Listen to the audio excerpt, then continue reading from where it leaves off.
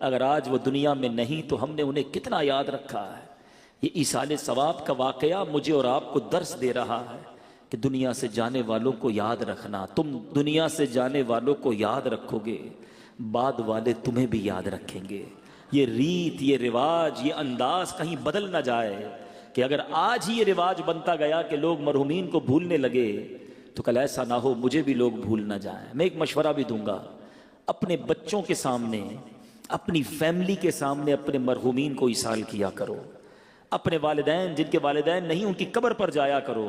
بہرحال درود پاک کی فضیلت ہم نے سنی ہے، محبت کے ساتھ باآواز بلند درود پاک پڑھ لیجئے۔ صلو علی الحبیب صلی اللہ تعالی علی محمد صلی اللہ علیہ وسلم۔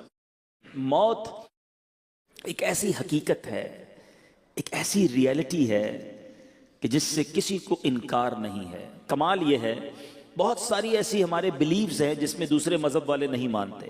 کئی قومیں کچھ اور مانتی ہیں، کئی مذہب والے کچھ اور کسی بات کو سمجھتے ہیں، ہم کچھ اور سمجھتے ہیں، مگر موت ایک ایسی حقیقت ہے کہ دنیا کے تمام مذہب والے، دنیا کے تمام ملکوں میں رہنے والے، انٹلیکچوئلز ہوں، پڑھے لکھے ہوں یا جاہل ہوں، ہر کوئی مانتا ہے کہ موت آنی ہے، اس سے فرار نہیں ہے۔ اور میرے میٹھے اسلامی بھائیوں، آج ایک قرآنی واقعے کے ذریعے سمجھیں گے کہ سب سے پہلے دنیا میں موت کس کو آئی، سب سے پہلے دنیا سے انتقال کس نے کیا، اور سب سے پہلے تدفین کس کی ہوئی اور کیسے ہوئی۔ یہ قرآنی واقعہ آپ کی اور میری معلومات میں اضافے کا باعث بھی بنے گا۔ عجائب القرآن میں حضرت علامہ عبد المصطفیٰ اعظمی علیہ رحمۃ اللہ کبھی تحریر فرماتے ہیں، روئے زمین پر سب سے پہلا قاتل قابیل تھا، جس نے اپنے ہی بھائی حابیل کو قتل کیا۔ یہ دونوں حضرت آدم علیہ السلام کے فرزند ہیں، اور دونوں کا واقعہ کیا تھا کہ حضرت حوا کی ہر حمل میں ایک لڑکا پیدا ہوتا اور ایک لڑکی پیدا ہوتی۔ اللہ تبارک و تعالیٰ نے اس دنیا کا نظام چلانا تھا، اس وقت کوئی اور جوڑا تو تھا نہیں، تو حضرت آدم اور بی بی حوا کے یہاں ہر حمل میں ایک لڑکا پیدا ہوتا، ایک لڑکی پیدا ہوتی۔ ایک ہی باری میں جو بچے پیدا ہوتے وہ تو بھائی بہن کہلاتے، اگلی حمل میں جو لڑکا لڑکی پیدا ہوتے ان کی اب شادیاں ہو سکتی تھی، مگر ایک ہی حمل میں جو پیدا ہوئے وہ آپس میں شادی نہیں کر سکتے تھے۔ اس دستور کے مطابق حضرت آدم علیہ السلام نے قابیل کا نکاح لیوزا سے جو حابیل کے ساتھ پیدا ہوئی تھی اس کے ساتھ کر دیا، مگر قابیل اس پر راضی نہ ہوا، کیونکہ وہ اکلیما سے شادی کرنا چاہتا تھا جو زیادہ خوبصورت تھی، وہ اس کا طلبگار ہوا۔ حضرت آدم علیہ السلام نے بڑا سمجھایا کہ وہ تیرے ساتھ پیدا ہوئی ہے، وہ تیری بہن ہے، تو اس کے ساتھ نکاح نہیں کر سکتا۔ اب وہ نہ مانا، ضد کرنے لگا، یعنی پہلا گناہ بھی زمین پر ہوا تو وہ حسد ہوا ہے، بھائی کو بھائی سے حسد ہو گیا نا، یہ بھی سمجھنے والی بات ہے۔ اب اس کے بعد حضرت آدم نے کہا کہ ایسا کرو، دونوں اپنی اپنی قربانیاں پیش کرو، اللہ تبارک و تعالیٰ جس کی قربانی قبول کر لے گا پھر اس کے بارے میں فیصلہ ہو جائے گا، اس کی بات مان لی جائے گی۔ اللہ کی شان دیکھو، یہ نبی پاک کی امت پر رب کا احسان ہے۔ آج میں اور آپ قربانی کرتے ہیں، صدقہ دیتے ہیں، ہم خود بھی کھاتے ہیں، دوسروں کو بھی کھلاتے ہیں، ہمارا صدقہ ہمارے ہاتھ میں ہی رہتا ہے۔ پہلے کی قوموں کا دستور یہ تھا کہ صدقہ رکھا جاتا، جس کا صدقہ قبول ہونا ہوتا آسمان سے آگ آتی اور اس آگ کو، اس صدقے کو لے جایا کرتی، جلا دیتی تو صدقہ قبول کہلاتا تھا۔ اب قربانیاں پیش کی گئیں۔ اب میرے میٹھے اسلامی بھائیوں، حضرت حابیل نے جو قربانی پیش کی، اس کو قربانی کو آگ آئی آسمان سے اور وہ لے گئی۔ قابیل کے گیہوں چھوڑ دیے گئے، قابیل نے گیہوں پیش کیے تھے اور حابیل نے بکری کی قربانی پیش کی۔ اب قابیل کے دل میں حسد اور بغض پیدا ہوا کہ میرا بھائی جو ہے یہ اس لڑکی سے شادی کرے گا جس سے میں کرنا چاہتا ہوں۔ دوسری بات پتہ چلی کہ کائنات میں پہلی لڑائی، پہلا جھگڑا، پہلا حسد ہونے کی وجہ بھی عورت تھی۔ یہ عورت کے فتنے سے اللہ مجھے اور آپ کو محفوظ فرمائے۔ اپنی آنکھوں کی حفاظت کیجئے، اپنے معاملات کو درست کیجئے۔ انسان پہلے کہتا ہے نہیں جناب میں تو بڑا نارمل ہوں، آپس میں رشتہ دار ہیں، لیکن ایک وقت ایسا آتا ہے کہ انسان کی آنکھوں پر جب نفسانی خواہشات کی پٹی آتی ہے، اب بھائی بھائی کو قتل کرنے کے لیے تیار ہو جاتا ہے۔ اب قابیل نے کیا کیا؟ قابیل نے حابیل کو قتل کر دیا، مگر اس سے پہلے تو کوئی مرا ہی نہیں تھا نا۔ وہ سوچتا رہا کہ اب میں لاش کا کروں کیا۔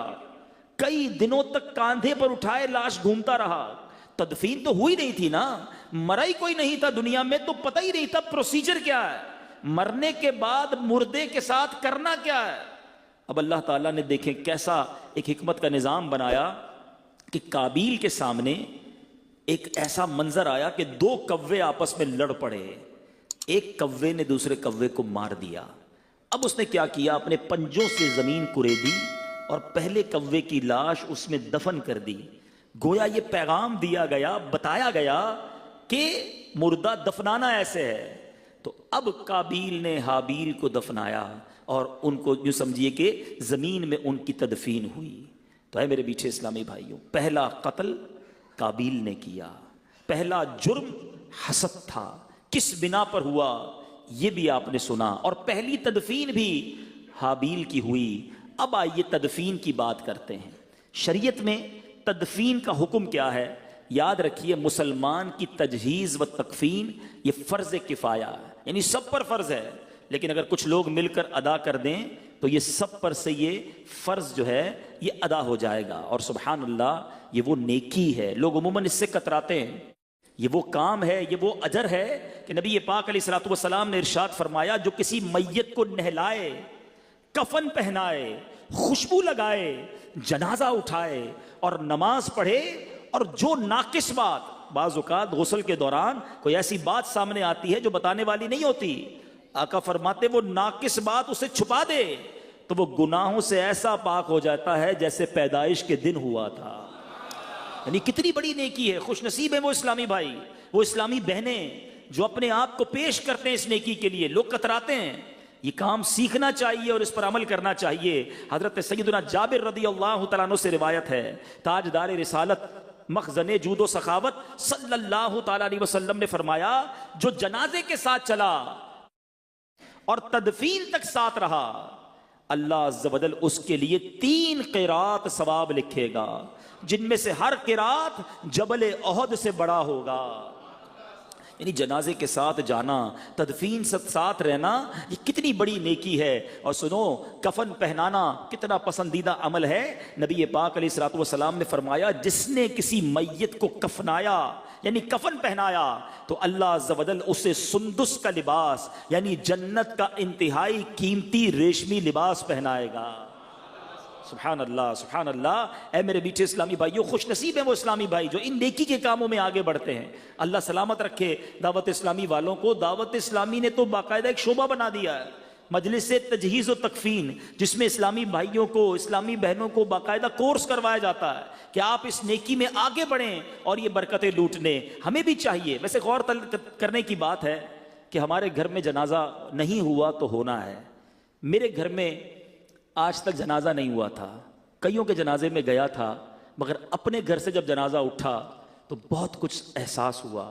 ساتھ ساتھ یہ بھی پتہ چلا، الحمدللہ ہمارے گھر کی اسلامی بہنوں نے یہ کورس کیا ہوا تھا، تو گھر کی اسلامی بہنوں نے ہی والدہ کو الحمدللہ غسل دیا۔ لیکن ذرا سوچئے، میرے اور آپ کا جنازہ ہوا تو افضل تو یہ ہے کہ بیٹا باپ کو غسل دے، بیٹا والد کا جنازہ پڑھائے، بیٹا والد کو سنت کے مطابق کفن دے۔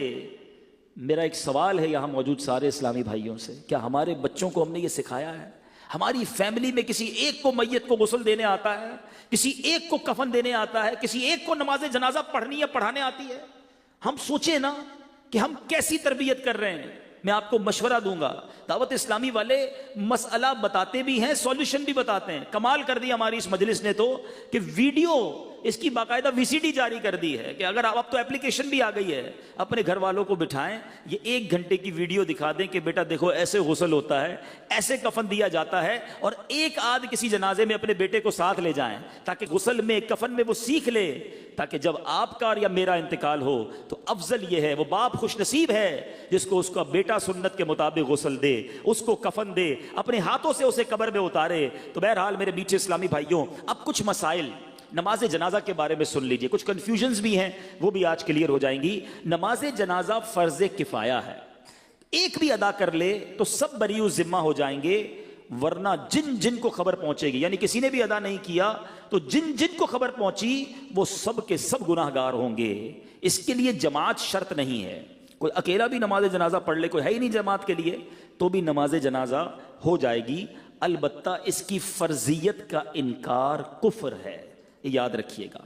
اچھا، خودکشی کوئی کر لے تو اس میں کنفیوژن ہوتی ہے کہ نماز جنازہ پڑھی جائے گی کہ نہیں۔ رد المختار کے ذریعے یہ جواب سن لیجئے کہ جس نے خودکشی کی، حالانکہ یہ بہت بڑا گناہ ہے، مگر اس کی جنازے کی نماز بھی پڑھی جائے گی، اگرچہ قصداً جان بوجھ کر خودکشی کی ہو تو اسے غسل بھی دیں گے اور نماز بھی پڑھیں گے۔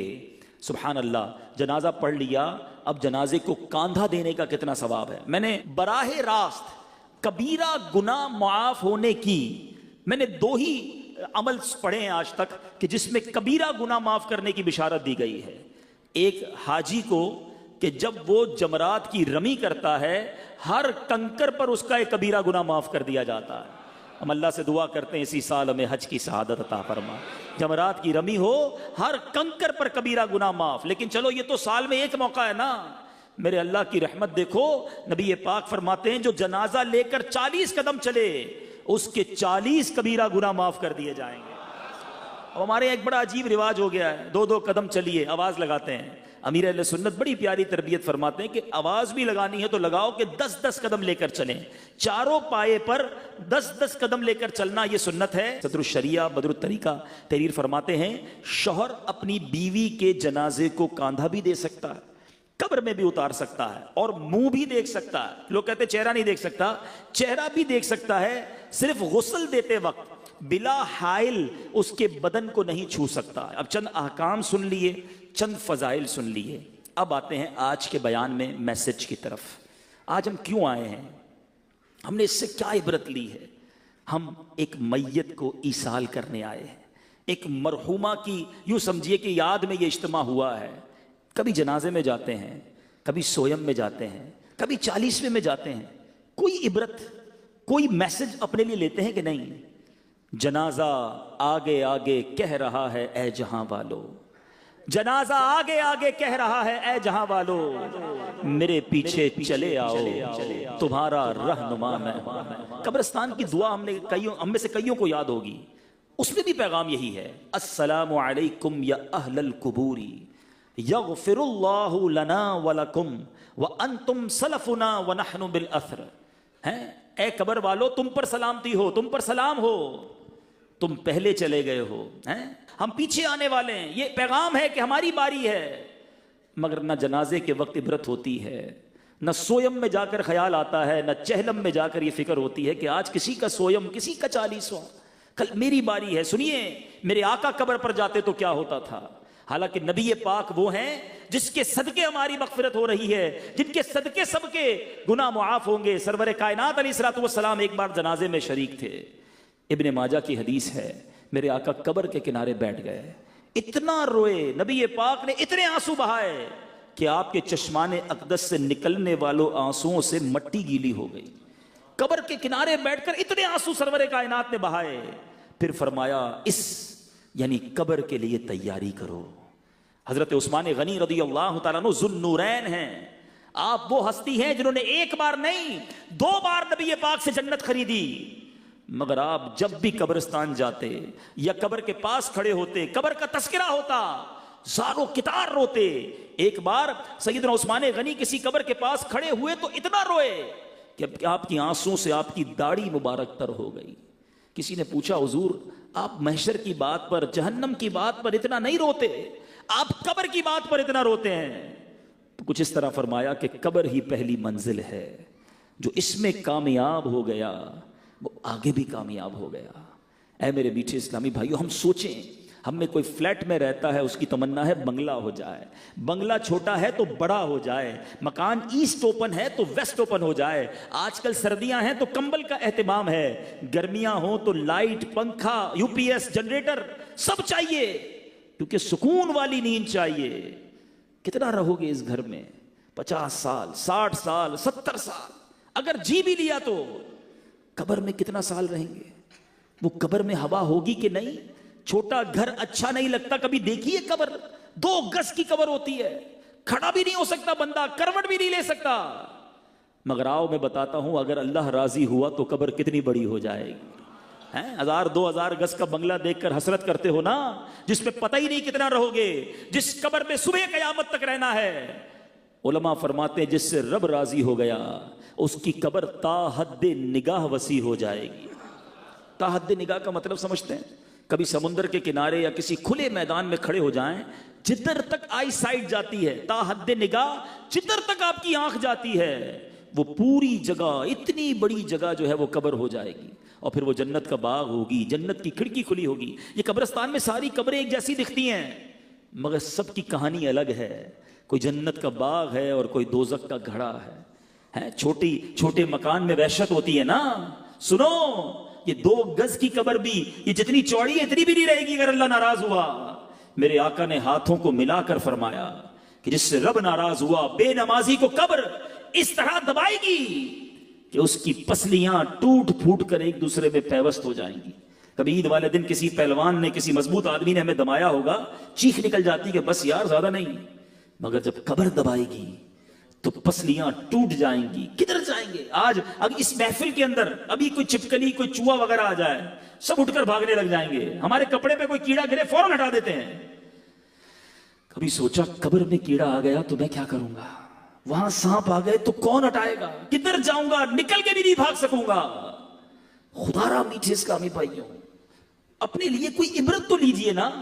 اپنی آخرت کی کوئی تو تیاری کیجئے. صبح سے لے کر شام تک ایک ہی مائنڈ سیٹ کہ دنیا اچھی ہو جائے, پیسے مل جائیں, جناب یہاں راحت مل جائے, یہاں لگژریز مل جائے.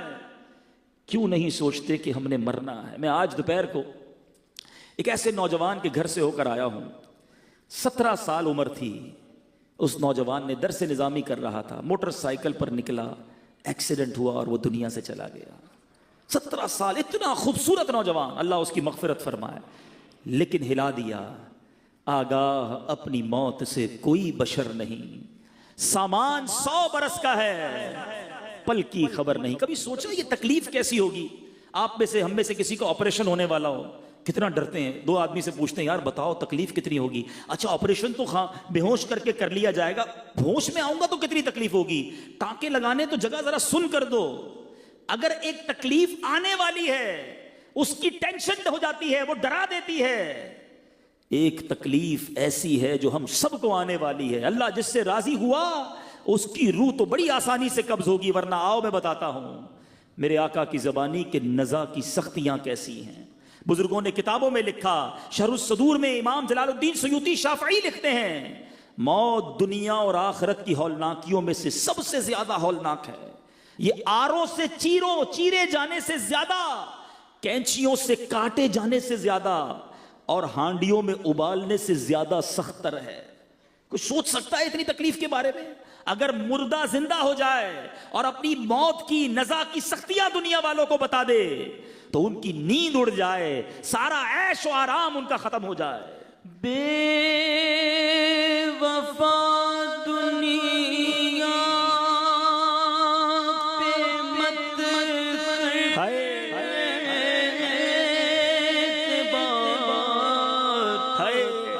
تو اچانک موت کا ہوگا شکار, جگہ جی لگانے دنیا نہیں ہے, دنیا نہیں ہے. یہ عبرت کی جان ہے, تماشا نہیں ہے. ہم ایسے جیتے جیسے مرنا ہی نہیں. سنو موت کی تکلیف کیسی ہوگی. حضرت عمر رضی اللہ تعالیٰ عنہ نے حضرت کعب رضی اللہ تعالیٰ عنہ سے فرمایا ذرا ہمیں موت کی شدت کے بارے میں بتاؤ.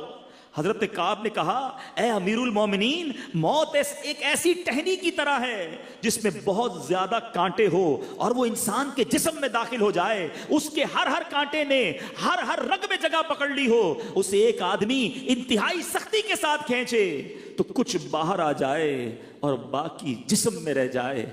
بتاؤ ایسی تکلیف ہم کیسے برداشت کریں گے؟ پھر بھی غافل ہیں, پھر بھی اس کی تیاری نہیں ہے. ارے اتنی تکلیف کے دوران کیا ہوگا؟ سنو میرے میٹھے اسلامی بھائیوں, امام ابن الحاج مکی قدس سرہ مدخل میں لکھتے ہیں کہ جب نزاع کا وقت ہوگا، اتنی تکلیف کا عالم ہوگا، دو شیطان انسان کے پہلو میں آ کر بیٹھ جاتے ہیں اور وہ انسانی شکل میں ہوتے ہیں۔ تکلیف میں تو ویسے بھی بات سمجھ نہیں آتی نا، وہ انسانی شکل میں آئیں گے۔ آخری وقت بھی شیطان کوشش کرتا ہے کہ ایمان چھین لے اور بندہ بے ایمان ہو کر دنیا سے جائے۔ سوچو ہم میں سے کس کو ایمان کی فکر ہے؟ ہم میں سے کون اپنی موت کی تیاری کر رہا ہے؟ آج صبح و شام گناہ کر رہے ہیں۔ جگہ جی لگانے کی دنیا نہیں ہے، یہ عبرت کی جا ہے، تماشا نہیں۔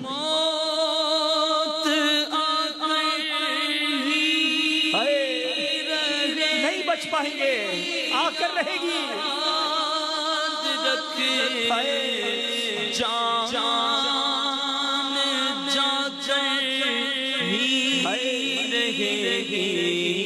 یاد رکھے جب موت کا چھا جائے گا، بچہ کوئی نہ تجھ کو پائے گا۔ قبر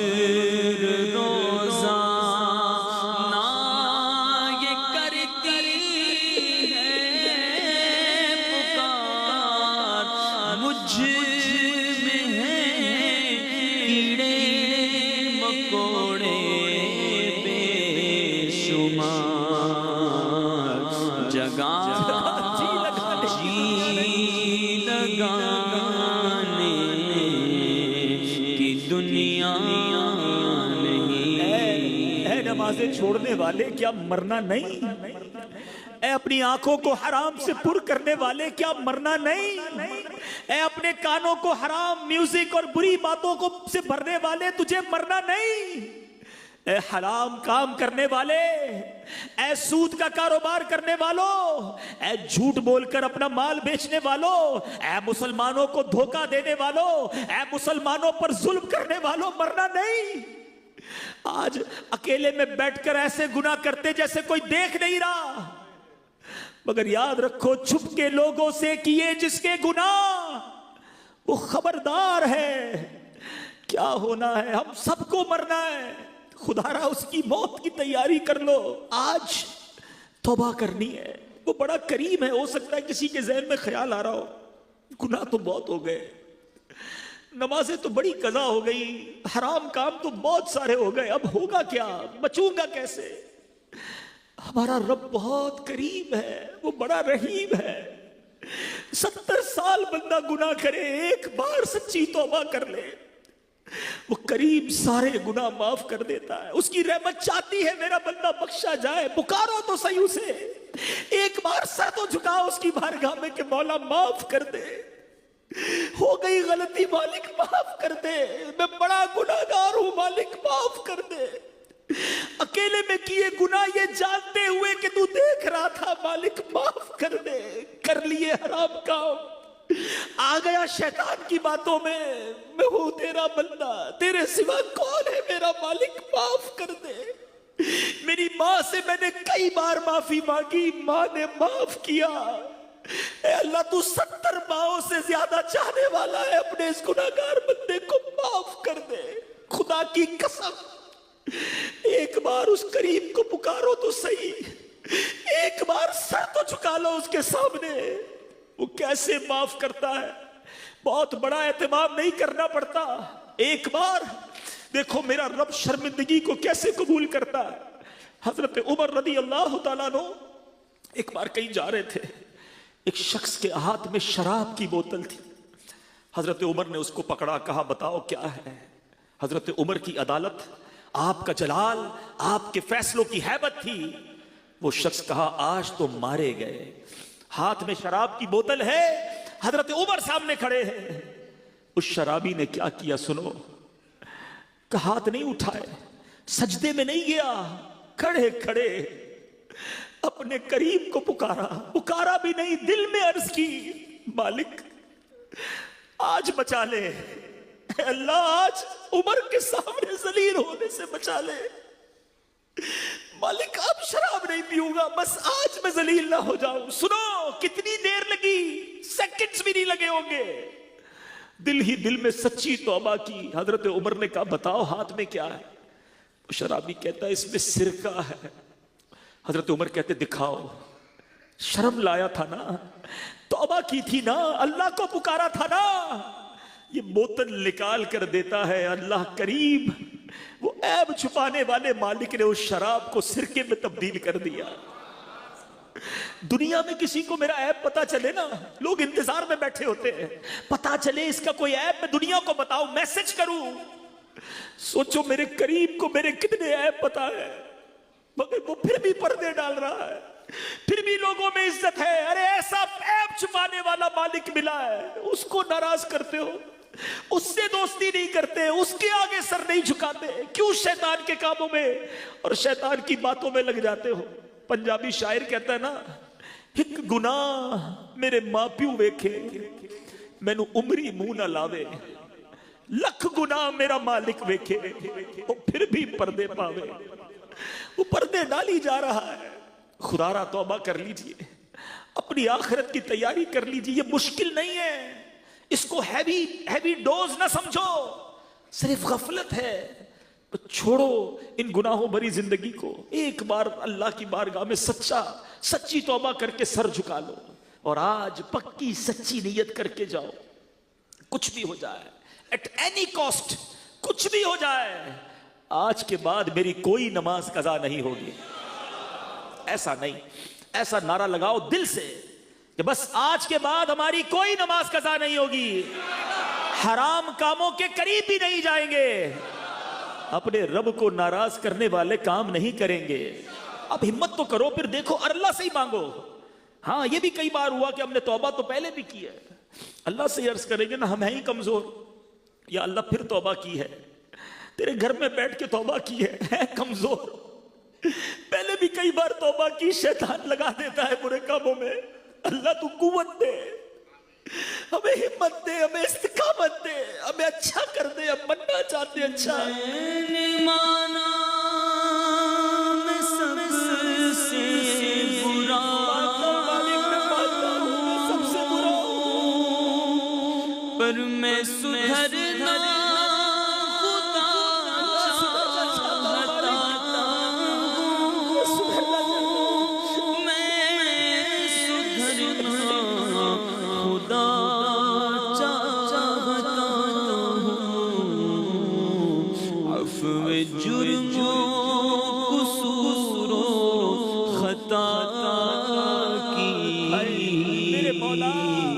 میرے خیرات تو خیرات دے۔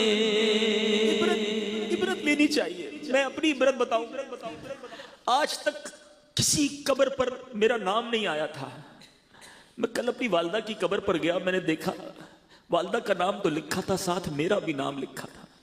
وہ دن آ گیا نا کہ کسی قبر پر نام آ گیا۔ اب تھوڑے دنوں کے بعد کوئی ایسی قبر بھی ہوگی جس پر ہمارا نام لکھا ہوگا۔ کیوں عبرت نہیں پکڑتے کہ سارا کر و فر، یہ ساری جائیداد، یہ سارا نام، یہ ساری شہرت سب رہ جائے گی، ہم اکیلے قبر میں پہنچ جائیں گے۔ اگر اللہ ناراض ہوا تو مارے جائیں گے، میرے میٹھے اسلامی بھائیوں، مارے جائیں گے۔ نہ کرو برے کام، کر لو توبہ، رب کی رحمت بہت بڑی ہے۔ آج سچی پکی توبہ کرنی ہے اور اللہ کو ناراض کرنے والا کام نہیں کریں گے۔ یہ توبہ پر استقامت جو ہے نا، پتہ ہی کیوں نہیں ملتی۔ ہم یہ بیان سن رہے ہیں، بہت ساری آنکھیں اشک بہا رہی ہیں، مگر پھر باہر نکلیں گے، پھر وہی برے دوست، وہی گندے دوست، وہی بری باتیں، یہ سارا اثر اتر جاتا ہے۔ خدا را اس اثر کو باقی رکھنا ہے۔ واقعی آپ نے اگر آج ڈیسیشن لے لیا ہے کہ مجھے سدھرنا ہے، میری قبر روشن کرنی ہے، مر جاؤں گا ورنہ اللہ ناراض رہا، تو اچھا ماحول اپناؤ، چھوڑ دو یہ برے کام۔ دعوت اسلامی ہے نا آپ کے لیے، اس مدنی ماحول سے وابستہ ہوں، اجتماعات میں آئیں، مدنی قافلوں میں سفر کریں، امیر اہل سنت کے مدنی مذاکروں میں شرکت کریں، مدنی چینل بیٹھ کر دیکھیں، یہ زنگ دور ہو جائے گا۔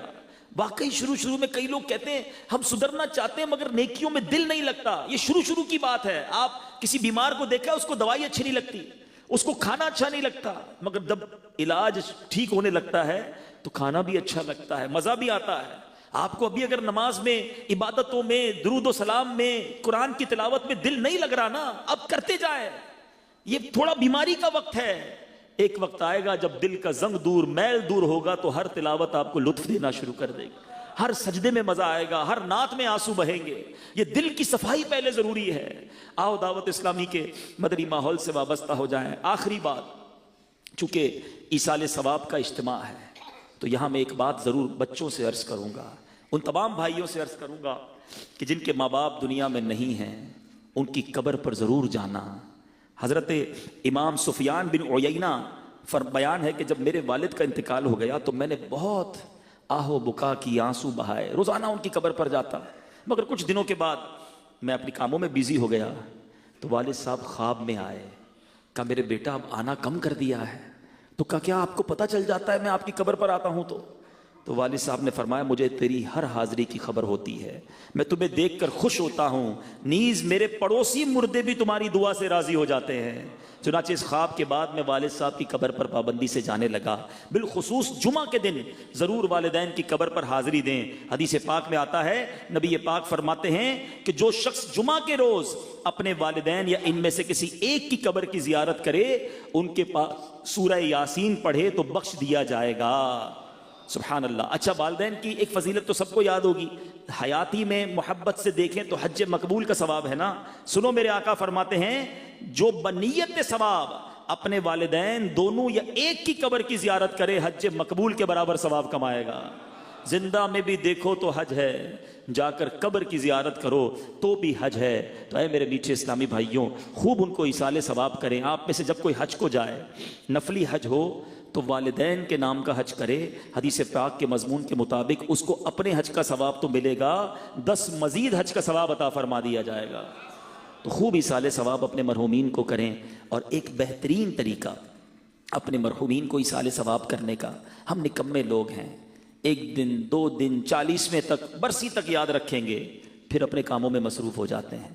اگر ان مرحومین کا کوئی بندوبست اچھا والا کرنا ہے نا، تو میں مشورہ دوں گا کہ ان کے نام کی کوئی مسجد بنا دیں، کوئی مدرسہ بنا دیں، کوئی ایسی چیز بنا دیں جو چلنے والی ہو، قیامت تک چلتی رہے۔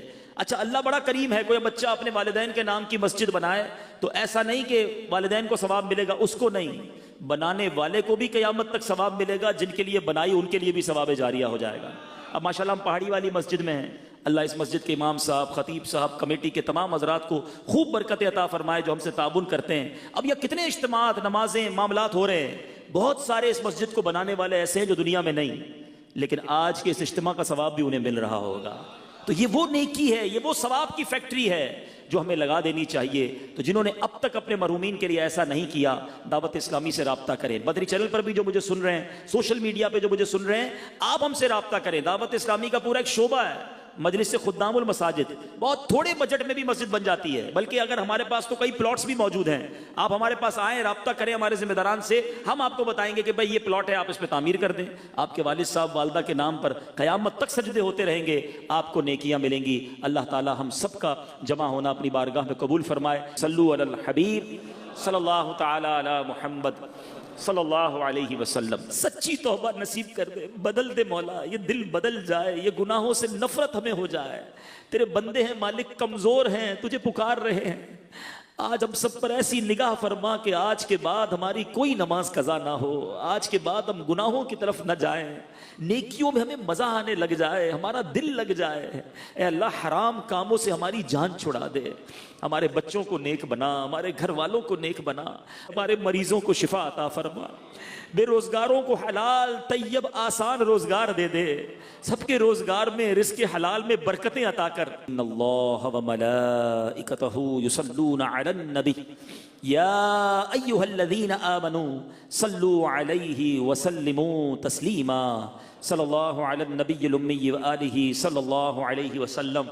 صلاۃ و سلام علیک یا سیدی یا رسول اللہ۔ جب دمیں واپسی ہو یا اللہ، سامنے ہو روضہ رسول اللہ، اور لب پہ ہو لا الہ الا اللہ محمد الرسول اللہ۔ عشق سے